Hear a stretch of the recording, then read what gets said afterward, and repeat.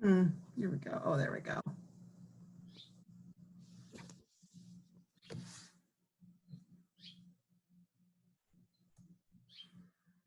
We got lots of people coming on.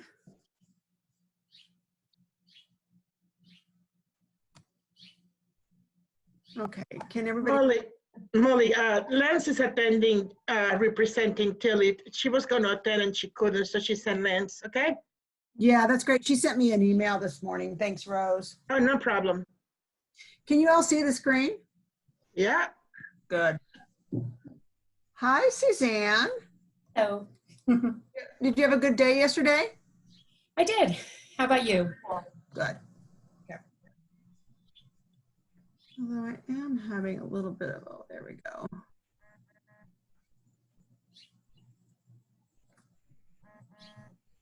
Oh, Tina. Okay.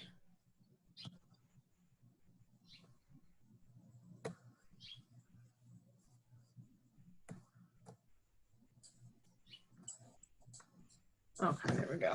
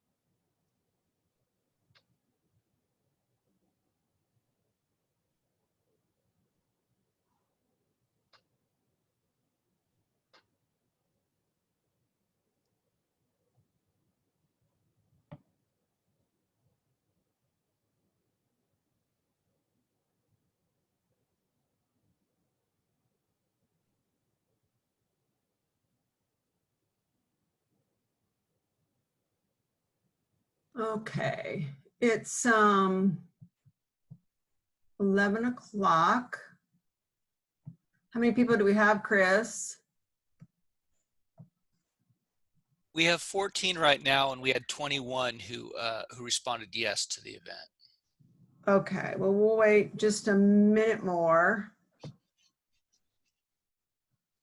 Let's see if we can get more folks here. I know Tilly's not going to be here.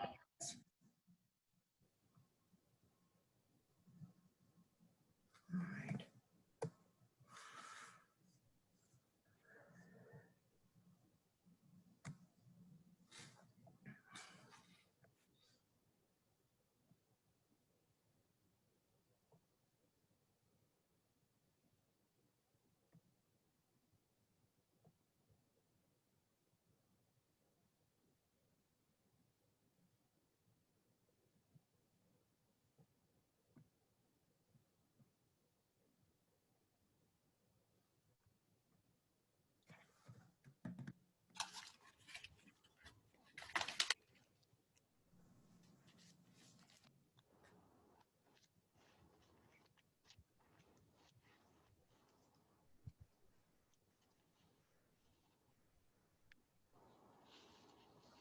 All right, Chris is going to keep. Good morning, everybody. This is the informational meeting for the new sector investments. Chris is going to be monitoring the chat. Tina and I are going to be presenting, and if you have a question, let's go ahead and just address it as we go through.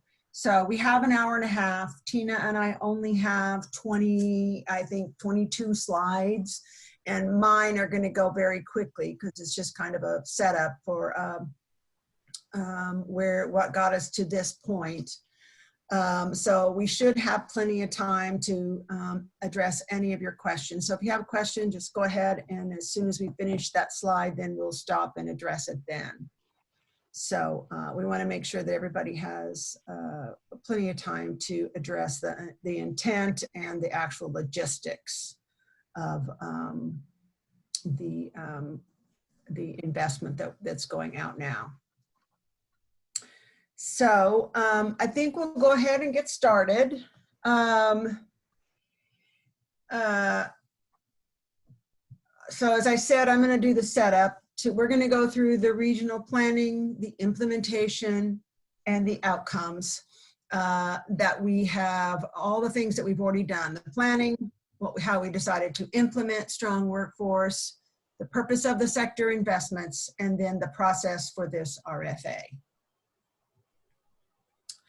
So the foundation for our work is started with the strong workforce recommendations, of which there were 25. 25% of those are around curriculum.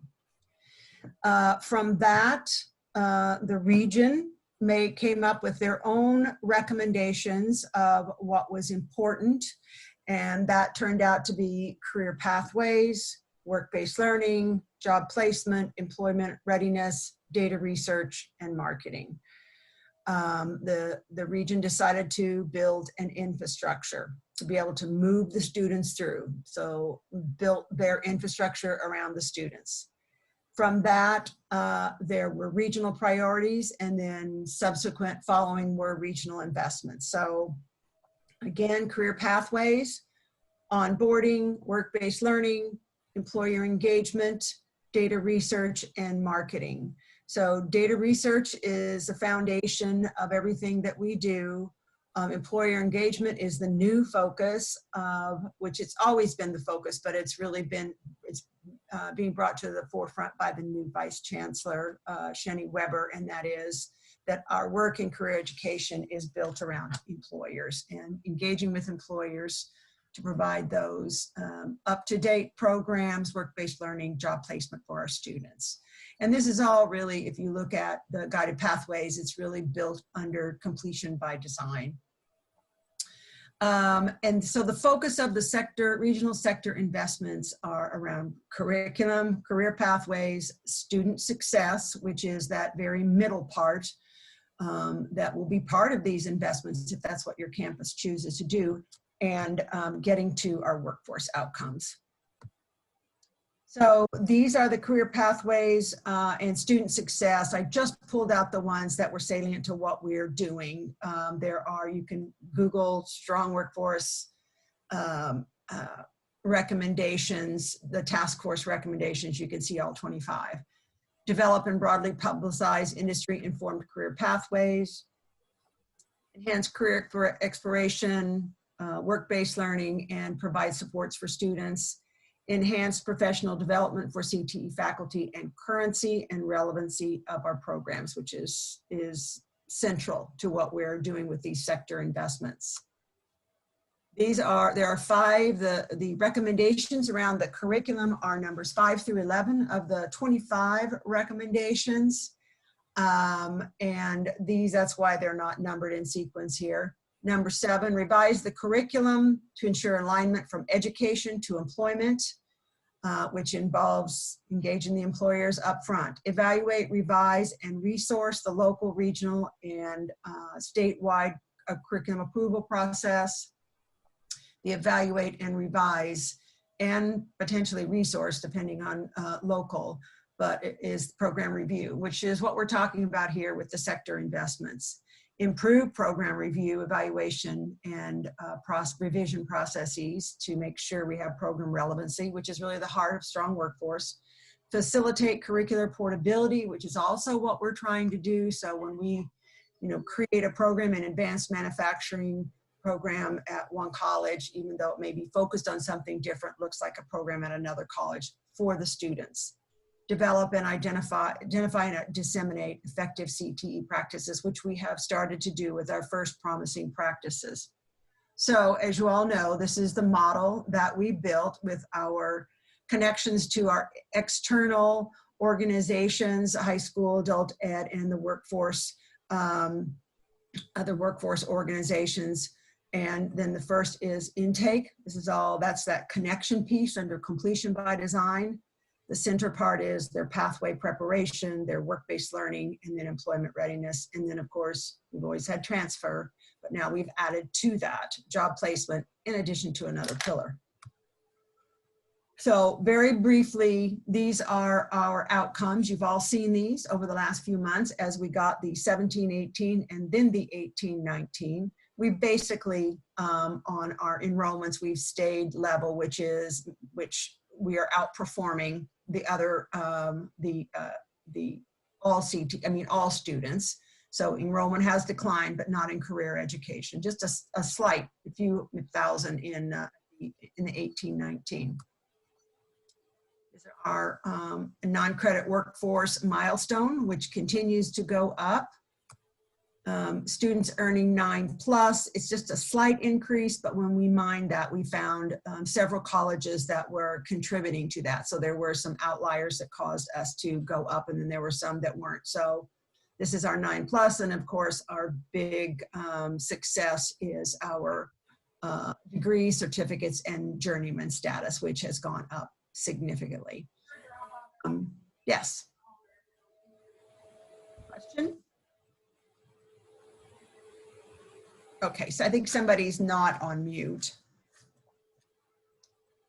All right, so on these investments that we're getting ready to put out, it's really kind of a holistic investment, but it's very much based on data. So it's not exclusive to the very central part of the model, which is right here. But this is the part that we're focusing right here, is on the pathway participation. And in particular, what are those programs that we're offering within our pathways? And what is their alignment, their alignment and relevance to the labor market, which is, remember why we took, in some cases, 3 years, but probably about 2 years. And then last year and a half, our regional directors have been working on their sector profiles and their sector strategies, which is the core component of their jobs. And that is make connection with employers, a large scale number of employers, find out what those jobs are, what those knowledge, skills, and abilities are, and compare that to our programs. And where are those college-specific gaps? Where can we, what is that labor market gap, and how can we very strategically invest in it? Now, when we talk about the investments later on, we're also talking about your students within this. So we're talking about, we'll get in just a second to the alignment of what we're doing in our regional strategy. But where is it that you are, we're talking about enrollment with these investments to completion, right? So this is what we're talking about right here with these investments. How are your students performing these courses? And this very much aligns with equity and also our Faculty Institute. So get down to the building blocks: enrollments, retention, success, completion. You know, job placements right here, but how is it your students are performing right here? And this is program review. So what investments are you going to look at to move that forward? And so you'll need to come to the table with that data to show how it is that you're going to target this investment. So over the last 3 years in total, but a year and a half with regard to the labor market, these are how we have targeted our investments. So we've learned a lot about the labor market, not only from the Center of Excellence, from Tina's team, but also from our regional directors. We've been spending a lot of time and energy on the employer engagement, which is what the chancellor, the new focus of the investments out to the regions. And we'll talk about that more in our workforce development meeting. And now this is something that's always been a part of program review. At least when I was an associate dean and a dean, we got this data every single year at the program level and the course level. What are your enrollments, your retention, your success, and completion? And those are the building blocks that we want to look at, because just looking at what that is and then designing interventions around that are what's going to give us sustainable change over time. Should this funding go away, we will have still done that groundwork with our faculty. So this is the Faculty Institute right here. That was their project, is the data analysis. What can you learn about your students compared to the demographics of your region, who's in your class, who's not in your class, who's staying in your classes, who is succeeding in those classes, and who is completing their classes and their programs. And that's what we want to start to examine, to not only for the regional funding in this project, but your local funding. How are we supporting our students? So this investment, you're gonna know the problem statement here, because that's what we've provided for you. You've already seen healthcare, advanced manufacturing, and ICT software development. On Friday, you're going to see biotech, and you're going to see entrepreneurship. So that problem statement there is going to be presented to you. That's the labor market examined and given to you in very palatable way in order for you to see where it is we need to target for the economy in our region and the employment that is available. Then you're going to need to come up with the student side of it. What is it's happening in our classes? Who's getting through, who's not getting through, who's succeeding. And then they're going to design, along with the consultation committee, which is the Regional Consortium Center of Excellence, your vice president, your faculty, if you choose to bring them, an intervention. All of them will have curriculum alignment. If your curriculum is already aligned, then you're ahead of the game. Who is in your classes, who's not in your classes? Who do you need to recruit in your classes? For example, in Long Beach, it was 75% African-American and Hispanic, but you could not see the classes reflected that. Instructional, are you going to make some changes to your instructional strategies after looking at that? What kind of student support can you use? Which is a little bit tricky because this money is a year, but you can try a pilot project. You can use some seed money. Part of this is also for this student support piece to get you to think about, to use this money to examine where you are, to think about how you can use your local money closer to the students. And then work-based learning, integrating work-based learning into your instructional design, and then professional development for faculty. Professional development for the faculty may be local, could be an externship that you started to give some of your faculty. If it's something that everybody wants, it's possibly something we can do on a regional level. And Tina, do you want me to stop sharing, Tina, so you can take it? Yes, please. Thank you. Okay. So are there any questions so far?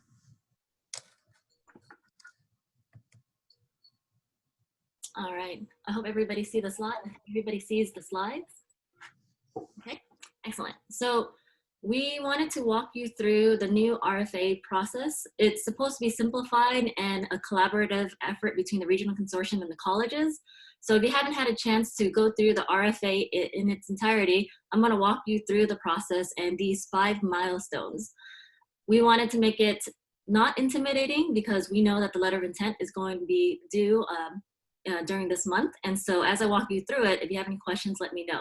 But most of the content for the letter of intent has already been provided for you. So I'll walk you through each of these milestones and explain what you need to do and what the steps are. And then we can go from there. So here are the 5 main milestones that we wrote in the RFA. The first one is to attend the RFA information meeting, which you've already done. So kudos, that's already checked off. The next thing to do is to complete and submit a letter of intent, which is section 4 of the RFA.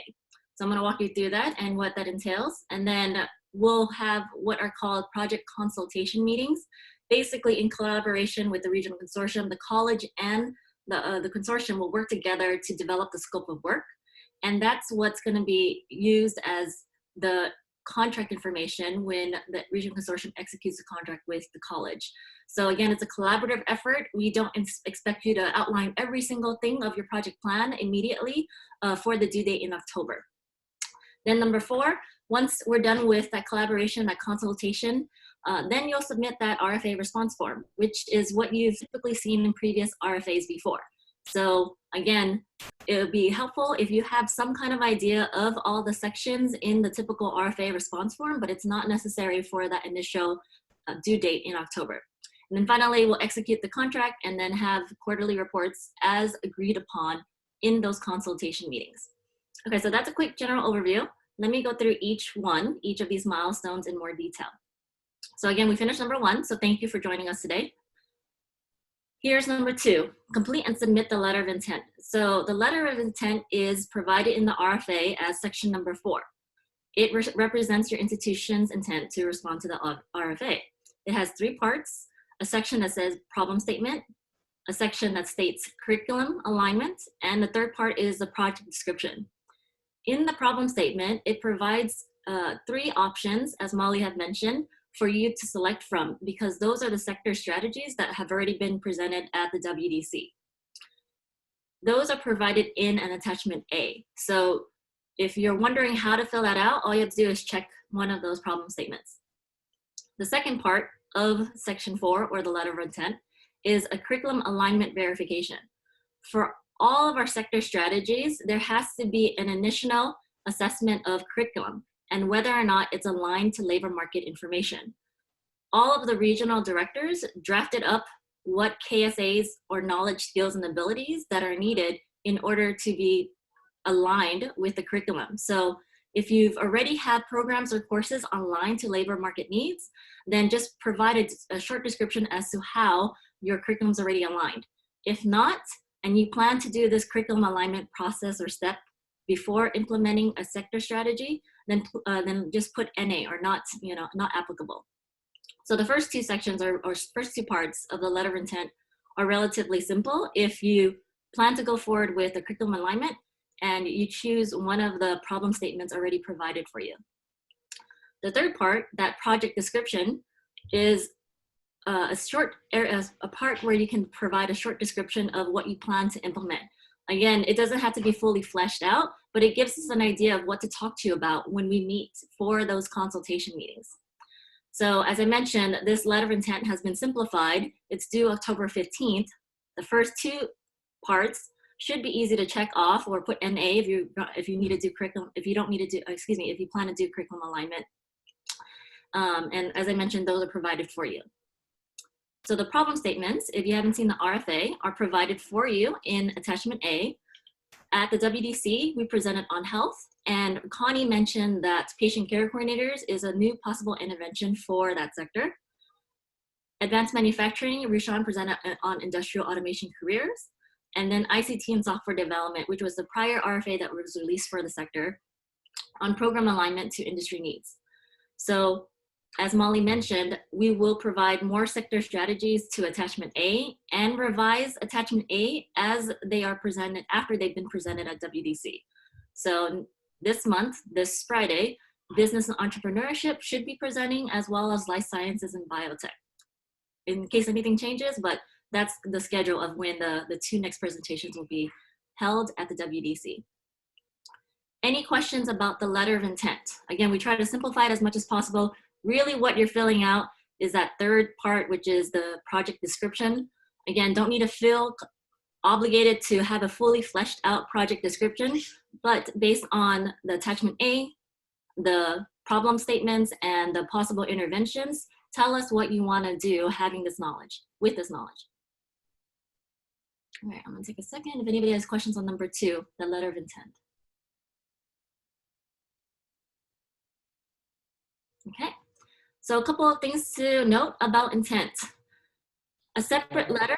I have a question. This is Javier. So Hi. the word, hi. we're doing a letter of intent and an application. So just so I understand, or are they the same? I might have missed that part.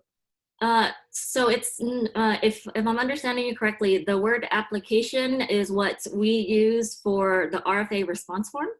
Mhm. And in that case, the RFA response form is not due yet. That is not due until after those collaboration meetings with the regional consortium. Okay, so there's 2 steps, letter of intent and then the response to the RFA, right? Correct. And instead of having you go through the trouble of fleshing everything out and filling out all of those sections, and then you know, the regional consortium going back to you and making changes, together you're working together with the regional consortium to develop that application or the response form. So then that way you don't have to do all the upfront work and then ultimately possibly get it pushed back. Alex also had a question, Tina, in the chat. He asked if the time frame is rolling. I think Sally can speak to it more more clearly, but under my understanding is that this is the ideal timeline. And as funding is still available, then yes, it's rolling, but we hope to get all of the letters of intent by October 15th. I don't know if it's kind of a first come, first serve, or first in, first out kind of situation. Sally, if you wanted to speak to that. Well, I want to ask Alex a question. What do you mean by rolling?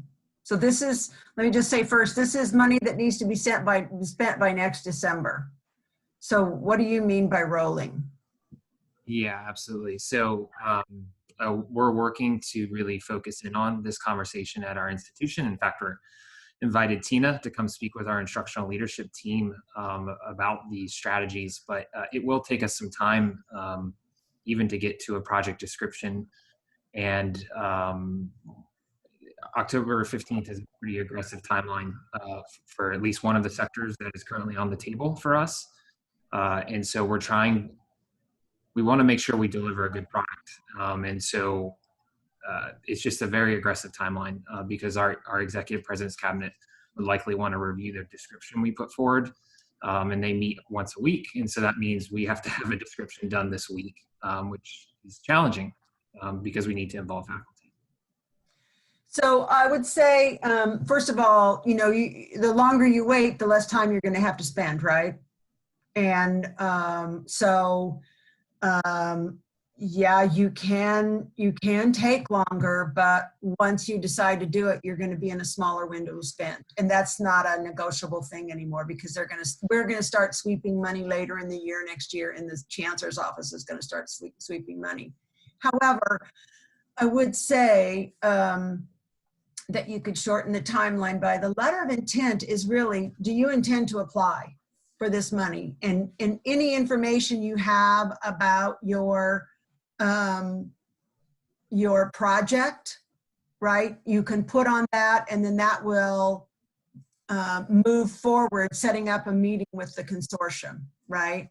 So I would put down, I mean, if you know what the sector is, I would put down, you know, what it is that you know. We can already start to talk about what it is that you want to do, because it'll be beneficial to have that conversation together instead of thinking that you have to have it all the way down the road and then propose it, right? So you might want to think about that, Alex. Yeah, that makes a ton of sense. We really actually, I think it's a really good idea to have that meeting. It's just for some of these sectors that may be new for us.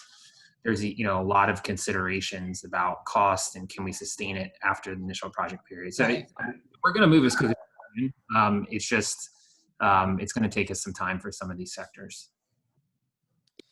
Yeah. Yeah. Again, I would say if you do think you want to, let's sit down and have that conversation earlier rather than later. I wouldn't worry about, that's what we wanted to shorten it instead of you taking a lot of time to put something together and then come to the table. So let's talk about, what we could fund now, the region could fund, and then what it would need to be for later. So we could just have those conversations, but we don't want you to be in a smaller box than you are. Ben has a question here. Do we need to submit a letter of intent if we plan on participating on our future RFA and not this one? Well, there's only 3 things available on this RFA right now. Those are the 3 sectors. So after this Friday, like Tina said, we have planned that biotech and entrepreneurship are going to be presenting this Friday because they're on the agenda. So once that happens, we will reissue this RFA. We'll say amended, and it'll have a date on it, and it will have 2 new sectors added to it. So I would wait until that, the only sectors that are on this one right now are 3. So I would wait until it comes out with the sector that you want to apply on there. So if this RFA is reissued with October, is October 16th still going to be the letter of intent with the new with the new sectors? Well, we are, no, probably not. It's not probably not going to work for you all, but we wanted to put a date out there that, basically we've got a year to spend this, a little over a year to spend this money. Well, probably about a year to spend this money. So it's sooner rather than later. There is more funding in the next year, but this is what we have right now that we need to get spent. So that's something for you to think about as well. What can be done, but no, if you can't make the 16th, you can't. That makes sense? This is jumping a little bit ahead, but just to give context to folks, here is the timeline. So we wanted to make sure that you had plenty of time to schedule meetings. It's very difficult to coordinate meetings between your colleges and the regional consortium based on everybody's busy schedules.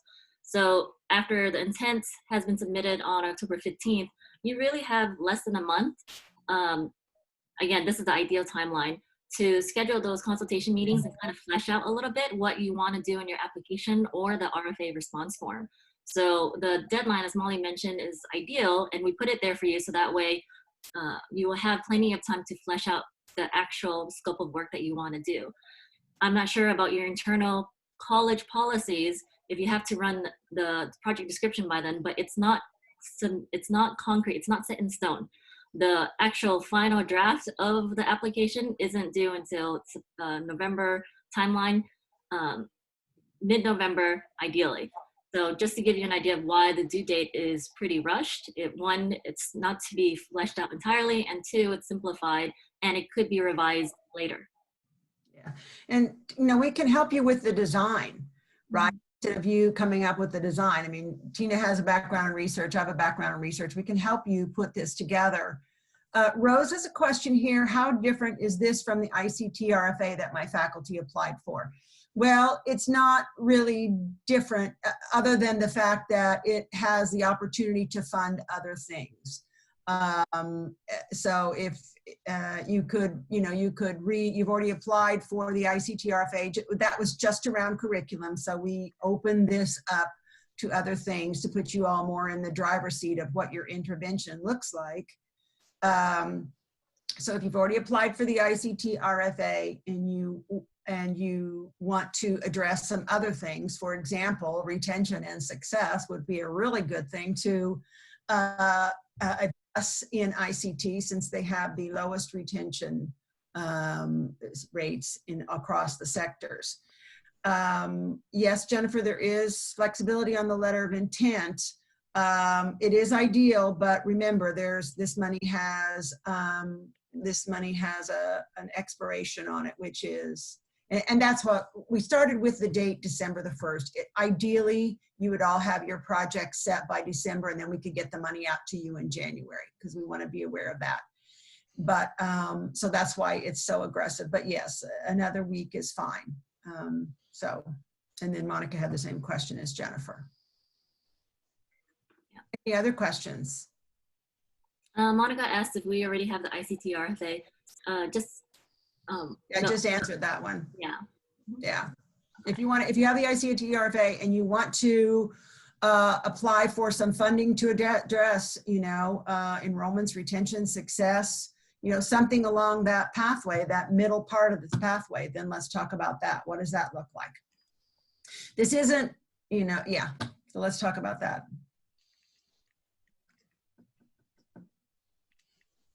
Go ahead, Tina. I think that's it right this minute. All right, sounds good. So moving on to milestone number 3. These are the project consultation meetings with the regional consortium that Molly and I just mentioned. These are meant to be collaborative. It's meant to discuss the scope of work, the funding model, for example, when deliverables are due, how much funding allocated per deliverable, timing, etc. And these consultation meetings are customized to each college. We understand that every college has different ideas and projects in mind. And so instead of having a broad brush for all of the different projects in the RFA, we're really trying to have the regional consortium work in collaboration with the college to scope out the work that you're going to do with this funding. Even though we said that you don't have to finalize section 5, which is the RFA response form, or the application, whichever terminology you're familiar with, it is highly recommended that you bring some kind of draft, because that way we can discuss it and you won't have to meet as many times if some of those sections are already pre-filled out. So just a highly recommended suggestion to bring a draft, but again, it's not completely necessary. We will have that discussion to help flesh out that scope of work once those meetings are scheduled. Okay. Important things to note about these consultation meetings. As I mentioned, this is going to help us develop that scope of work. That will help you fill out the RFA response form or the application. This will also allow the regional consortium to work with you to determine the total funding amount for your projects or the interventions. And it'll also discuss the types of deliverables that must be submitted, as I mentioned, the payment schedule, distribution amounts and dates, as well as those quarterly progress report contents. So with this funding, you have to submit quarterly progress reports at NOVA. During those consultation meetings, we can flesh out what that actually means, what type of content should be included in those progress reports. So again, this is a collaborative process, and it might be more than one consultation meeting based on how thorough your draft of that RFA response form is. And again, the RFA response form is in section 5 of the RFA itself. So it's included in there and you can just type in your information. The contents of the RFA response form or the application is similar to before. You have the targeted populations. Who are you going to serve? What are some of those major outcomes, leading indicators? What will change at your college? What is an outcome that you expect from this intervention? Those SWP targeted metrics. How are you going to implement and sustain it after the regional funds have been spent? What's your investment plan? So similarly, if you're going to use regional funds for something, what will you use your local funds for? Or how will you spend out the money based on those budget line items that you provided? And then finally, the signature page. So section 5 has all of these contents. Again, don't feel obligated to submit all of them with the letter of intent. This will be filled out as you progress through those consultation meetings and as you get more ideas about your project. Pretty clear? Any questions on number 3 and number 4? So the the final draft of the response form is ideally due by November 13th. Again, let's say that we've been meeting, the regional consortium and the colleges have been meeting for about a month. Between October and November, everything gets fleshed out. The ideal timeline is November, so everybody can go off on vacation. And then the contract will be officially executed, the period of performance will start January 1st. We understand that your internal board deadlines might differ a little bit, but the period of performance will be from January 1st through the end of the year. And here are all of those dates that we mentioned with you earlier. Today is the information meeting for the RFA. The 15th, which is due about 12 days from now, is that letter of intent. Again, it's a soft deadline. And about a month of time for us to schedule those consultation meetings. You might have more than one, depending on how much of your project is fleshed out. And then ideally, that final draft of the application or the RFA response form is due November 13th. So I'll pause here for any additional questions about each of these milestones and anything else about the timelines or logistics.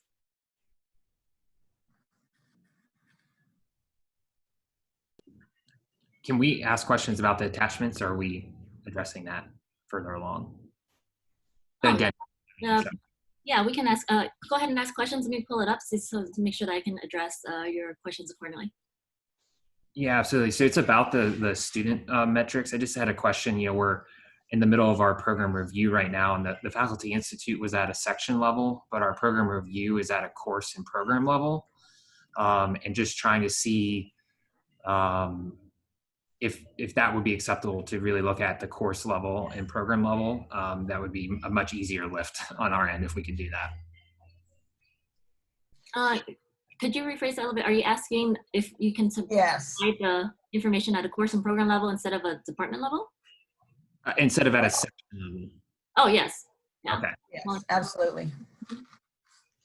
Yeah, it's supposed to build on all the work that we've done so far. These forms are nothing new to you. They're based off of the Faculty Institute forms. So ideally, your teams would have already pulled this information in some kind of report format already, and all of that infrastructure has been set up as a part of the Faculty Institute, ideally. But your program review is fine. Your courses and yeah. And a section is, you know, just delivering a course, right? So it's still the same thing. It's just, yeah.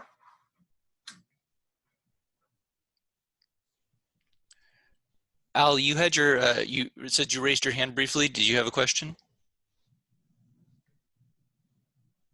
I did, but now I don't think I do. Okay, all right. I was just on the letter of intent, because that's the tightest of the timeline. I guess I can't ask the question. And I've only looked through the RFA briefly, but I obviously have to work with faculty on this. And Tina, you mentioned earlier something about there's already the information in there. Is there a template that you prefer or format that's going to be preferred for just the letter of intent part of it? Yeah, let me pull up the RFA so that way folks can see what Yeah, I think maybe that would help to point us, because that's probably, and I heard, you know, I hear Alex's concern too. All of our colleges are so different. I'm not even sure if I need to get any approval to send in an RFA. I guess I better check. He prompted me to think about that. But all of our processes are so different.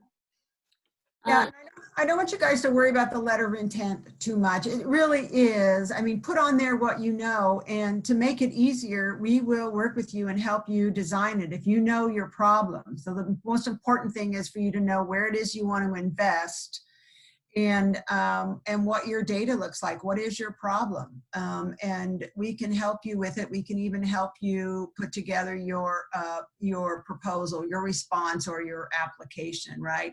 We really want to simplify this for you all and not to be a burden of something that you had to spend a lot of time, you know, working on. They would say, no, that's not really what we were looking for, is for to sit down and have a conversation about it. What is it you're trying to change? What is it you want to use this money to try to move things along? So we can help you with that, Al. Okay. Molly, this is Margie. Is there a maximum allocation? No, I knew that question was going to come up. It's what's going to be on the test, right? No, it isn't, because what we really want you to do, we started to do that, and then we said, you know, hopefully we're evolved beyond that. It's everybody's not going to apply for the same sectors. Everybody's not going to apply for the same thing, but it is, you know, it's obviously got to be reasonable, right? It's got a timeline on it. And also we want you to look at your data and design a strategic intervention. Instead of getting $150,000, right, and saying, well, we could spend it on this and this, you know, it's kind of like zero-based budgeting from the bottom up. What is it you want to change? And what is it you need to do that? Or what is it you need to line your curriculum? Or what is it, which won't cost much, but what is it you need to increase capacity, right? Let's take advanced manufacturing. There were 6 colleges that were mentioned in there that already have programs. We don't need new programs, but we need to increase our capacity in the program. So what would it take for you to do that? And to Alex's point, if we set this up and use regional money to expand, can we support it in the future? And that's a question between the region and the local too, is what is it we need to do to be able to sustain some kind of increase in capacity? So there, to answer your question, Margie, no, there is not, but it does. It's going to be a tricky situation, but I think we can all handle it. So can I ask a follow-up then? So Of course. Industrial automation, and Palomar was one of those called out. So clearly that's an area that we're trying to wrap our mind around. Mm-hmm. But so we have programs, but if we don't have a space and need a space, I'm talking infrastructure, is that off the table? Or will you consider everything, especially if we put in our local dollars too? Well, and that's a good point. In situations like that, it would be a match, a sharing cost. No, Okay. it's not off the table. We just have to, we've got a certain amount of money, we've got a clock ticking. Some people will need things like that. Some people won't. So it's really to get everybody focused on what it is. If you did increase capacity, or if you did bring up to, that's why we wanted very specific information from the sector profile and strategies. What is it I we think really some sectors inherently are more expensive than others. And They are. so if we're going to do that, They are. okay, I just wanted to make sure, because I don't want to go down a path of thinking when there isn't an opportunity to do that. So I guess that's where we put our letter in.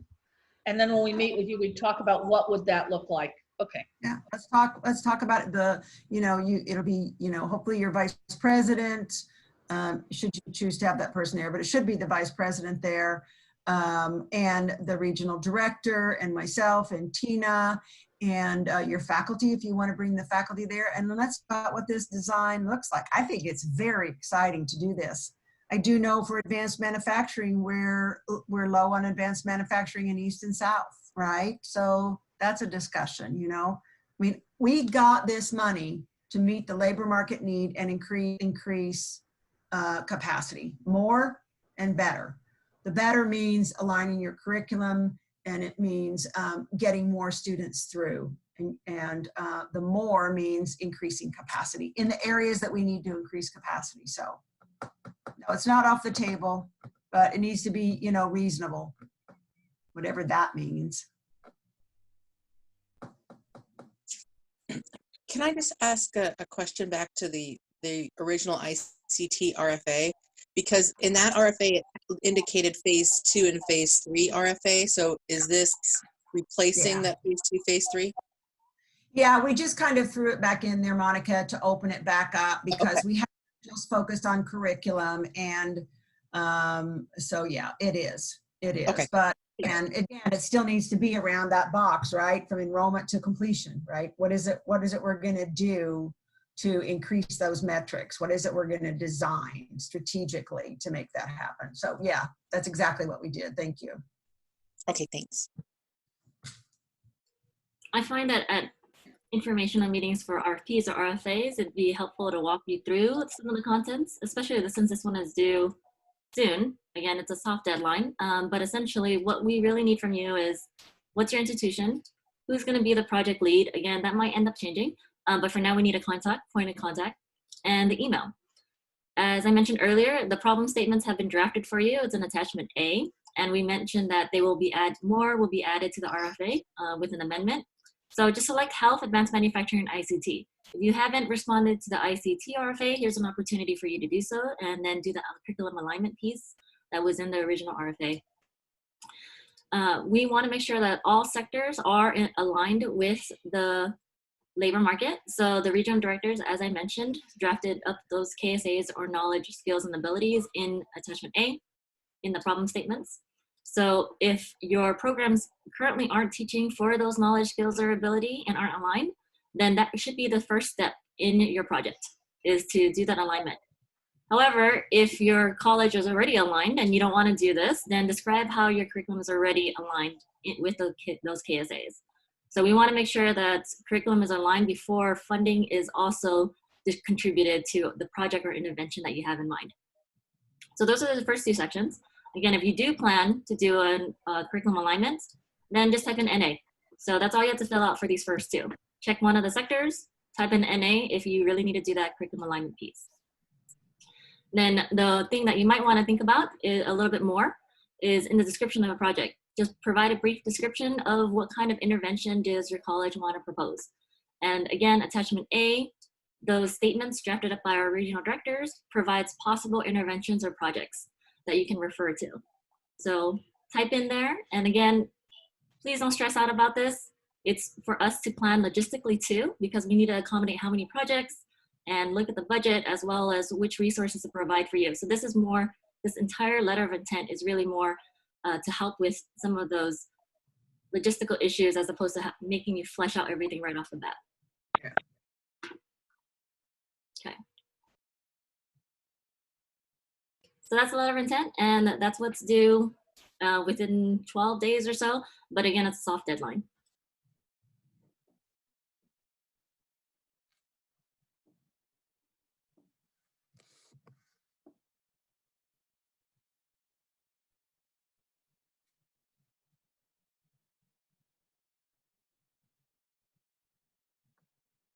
Questions?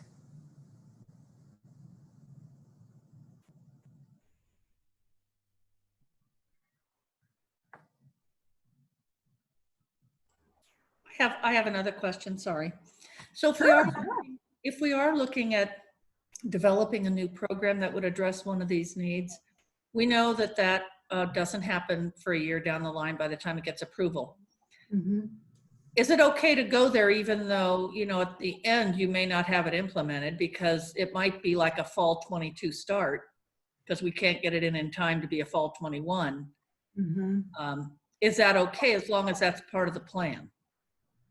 Yeah, let's talk. If in the sector strategy, it was, we need another program. We need healthcare was it PCA?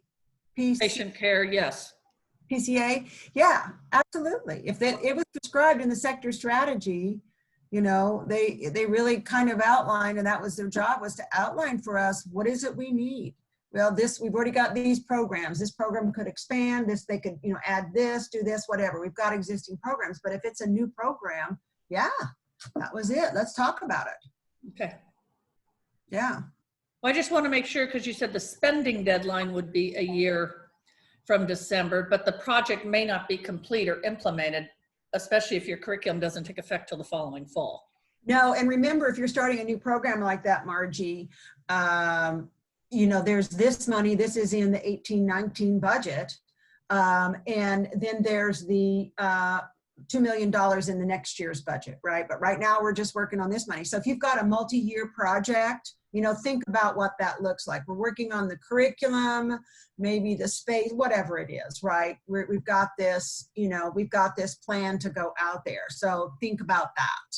So would we put that in our application that this is we understand that this is a 2-year, and we could assume then there would be additional funding if this project got funded? Yeah, I mean, that's what we've got to do, all right? You know, we're now very strategically trying to meet the labor market needs. So yeah, that's what we're doing here. I would. Thank you. Uh-huh.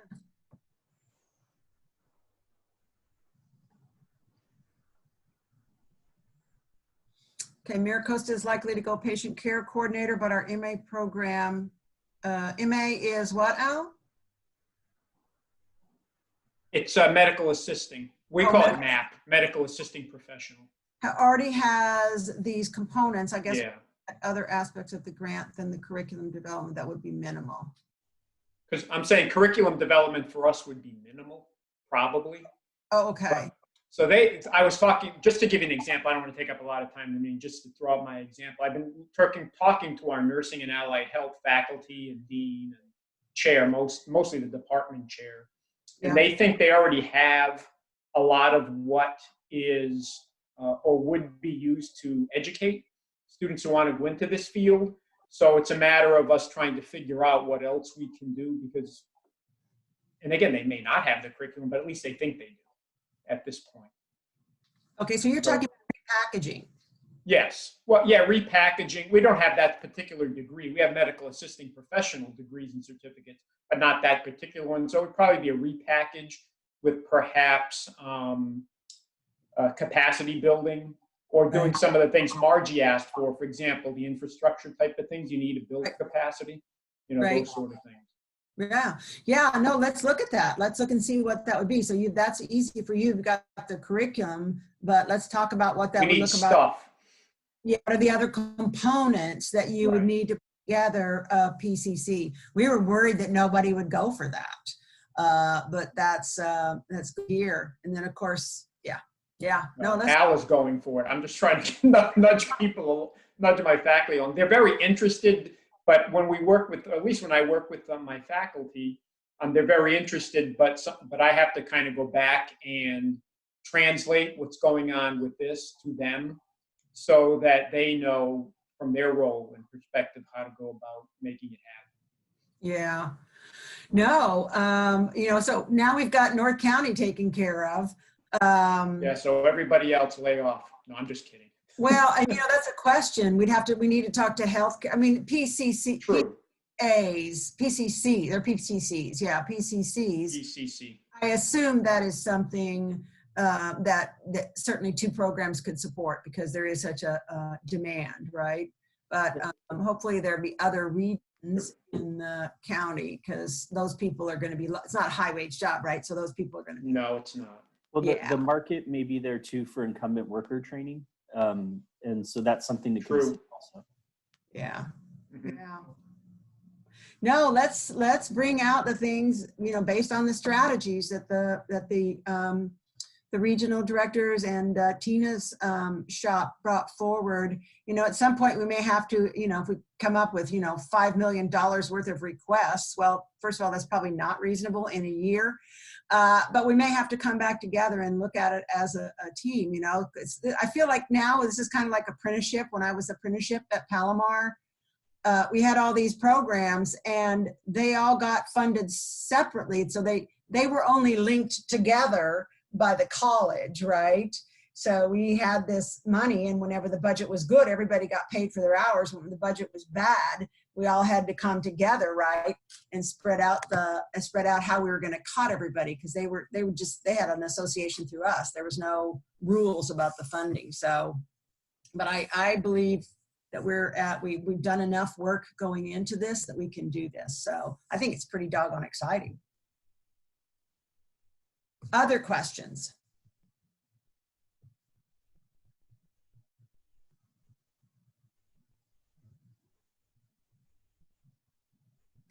And we'll be able to, if you want to have another, as soon as you want to have a meeting, a consultation, just contact us and we'll make time, to help you work through whatever you want to. We want to try to take away, some of your burden, because we heard that from you all as well, and make this more simplified. And now we've got this information to target. So let us know. If you think of some questions, email us and such. So are we done? Alex, it looks like you have a question coming out. I'm trying to think to make sure I sounded intelligent when I made the comment, but and I forget my video is on. Is there, I don't know exactly the request, but one of the things that we're being very deliberate in at SDCE is really building this conversation on labor market. We've been having it for a long time, but it's becoming more impactful. And the good news is we're getting a lot of questions about the Resilient Jobs Report, a lot of questions on the methodology, but that's okay. That means people are reading it. And so I guess in the back of my mind, I'm just thinking, as a region, is there a way that we could implement some sort of communication strategy to go along with rolling this out? Because I think people are taking it a lot more seriously, which has been just very reassuring. But we're running into some headwinds as a result, which is to be anticipated, I'm sure. So when you say communication to whom, about what specifically? I knew you were going to ask that question, and I don't have the answer to that. But Okay. What is, I think, one of the stakeholders, this is not all inclusive, would be our faculty members. And I think that in large part that falls on us, but it feels like an opportunity. I don't know if it's a webinar that we could put on, but just, we have a lot of assets out there now around labor market information. How we can start to really bring that all together. I don't know. So just wanted to put it out to the group that that's what we're experiencing.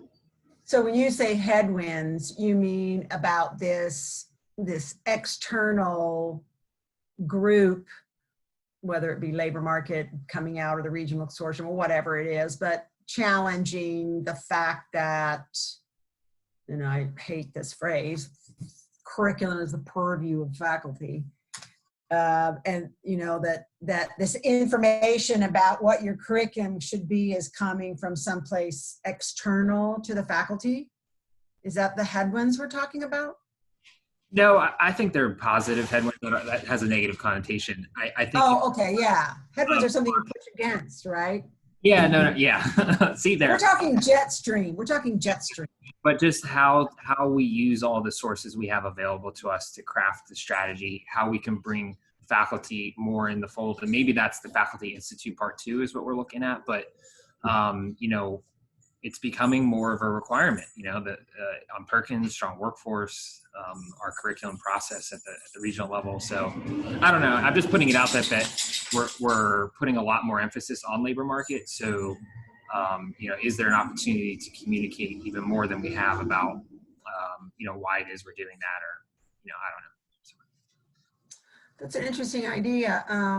Tina, do you have any ideas? It's almost like maybe we need something, because we push this information out on labor market. We've got this RFA and strategy stuff they'll learn, but it seems like maybe we should even have some kind of a faculty communique of some kind. How would we get that to them? Does anybody have any ideas? I'm not sure. I guess knee-jerk reaction is some kind of mass communication to the folks. Would we target directly the Faculty Institute participants since they're familiar with the regional consortium? Or would we send it out to all the colleges and have them forward this announcement or whatever PR, for lack of a better term, that we might send to the colleges? So maybe the latter might be more acceptable, coming up with some kind of message or letter stating like this is where the regional consortium is leading toward and how the funding will be invested? Yeah, because the Faculty Institute doesn't have anybody. That's kind of what I thought would be something it would need to be go through like you all to get out to the faculty that would have this pertinent information in it. So let's chew on that, Alex, and see what we can do and come up with. That's a good idea. And Molly, it's Jennifer. I'm wondering if there's some sector strategy communications we can do with the regional directors, and maybe it's a question for Kevin. And I don't know if it was CCCOE or where I kind of heard the idea of a number of the regions, the regional directors having regular communication with faculty. And I don't know that that's happening here, at least I haven't seen it. And I think that strategy, and it could be lots of different things, right? I mean, it could be funding opportunities, it could be labor market information, it could be lots of things, but if you get faculty that throughout the region that are focused on their sector, led by the regional director, that may also be a good communication strategy. So Jennifer, we have started the faculty discussion forums. And we're currently trying to stand up a couple more of the sectors to do that. But like I think health is coming up within the next few weeks. We started with advanced manufacturing, where they're pulling K through all the way like K through 16 teachers, faculty to discuss exactly what you're sharing. So that's an opportunity that the regional directors are working on, and it's been very successful. And yeah, I would think so. You know, for example, Rushan has industry at every one of them. She shared her presentation and her findings there. Connie will be giving an abbreviated version of her presentation within hers coming up and so forth. So that's something that they're working on as well. Yeah, and I think I'm thinking more of kind of like regular communication, because the kind of the forum, some can make it, some can't, but if there's a place where information is regularly sent out, to include, you know, lots of different topics like we're discussing, then faculty will get used to getting that information on a regular basis from the regional director. You know, yesterday we had our clinical advisory meeting for the community college just for San Diego, and Connie was able to speak, and so it was a really great opportunity to see the regional director interfacing with the subject matter experts that have very specific ideas and much more formulated questions on some of the tactical pieces of the jobs and stuff. And so I think it is a really critical piece so that we can formulate good RFAs. You know, it's something that we really want to do in our areas. So I'm very supportive of that. So we could take, you know, this is something that I was thinking, you know, once we got these, this is the next evolution, right? Once we got this sector specific information, we want to create that ongoing dialogue with the faculty, right? Take Alex's idea and make it sector specific with the faculty. First of all, they'll be more likely to read because it's just about theirs. So we can create this community of practice or listserv or cohort of the faculty within that sector. And then they can have that organic connection with the regional director and also create that space.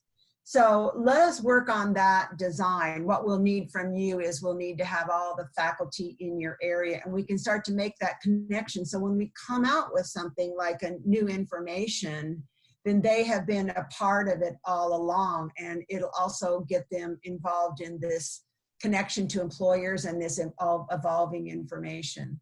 So I think, yeah, let us work on that. And see if we can't get that, and then we'll get back with you. I think Chris can help design something like that. He's real good at that. Great idea.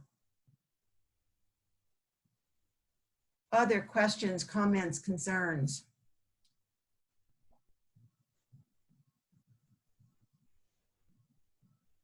Anybody? All right, well, know that the line is already open. If you need some help, want to talk some more after you think about this, let us know, because we want to take part of your burden of getting this money onto your campus with the logistics part, and we want to sit down with you and talk to you about what it is that you want to do on your campus. I think it's very exciting, so let us know. All right, thanks everybody for your time. You get a half hour back. Thank you. Thanks, everyone. Bye. Bye. Bye, everybody.